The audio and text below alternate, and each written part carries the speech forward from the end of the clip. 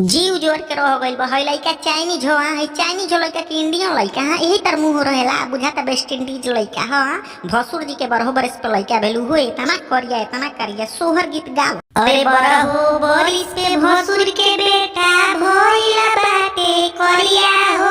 अरे भइला बाटे करिया हो। ननदो बाटे बतासा गाँव भर लेके भर थरिया हो। ननदो बाटे बतासा गाँव भर लेके भर थरिया हो। ननदो बाटे बतासा गाँव भर ससुरा नगारा बजावता देवरा सोहर गावता।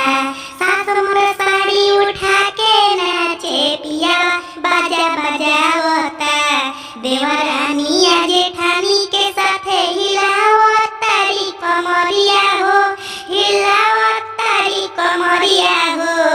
ननदो बाटे बतासा गाँव भर लेके भरी थरिया हो।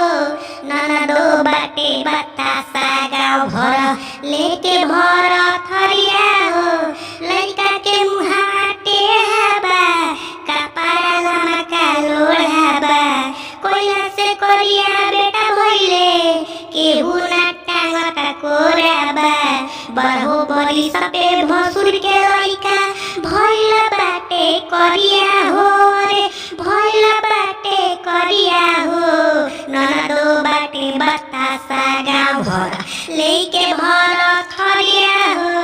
ननदो बाटे बतासा गाँव भर लेके भर थरिया हो।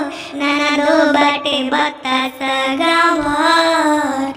प्रणाम दोस्तों, आप लोग कैसे? उम्मीद करता हूँ अच्छे होंगे, स्वस्थ होंगे, तंदुरुस्त होंगे। दोस्तों ये गाना कैसा लगा? जो कि सोहर गीत कॉमेडी गाना था, बिल्लू का कॉमेडी गाना। तो प्लीज़ चैनल को सब्सक्राइब कर लीजिए यार। बहुत अच्छा ज़िंदगी में हंसेंगे नहीं तो क्या है, हंसते हंसते रहिए, हर रोग भगाइए। तो दोस्तों प्लीज़ चैनल को सब्सक्राइब भी कर दीजिए। रोज़ मिलेगा हंसने हंसाने के लिए मेरे चैनल पर वीडियो।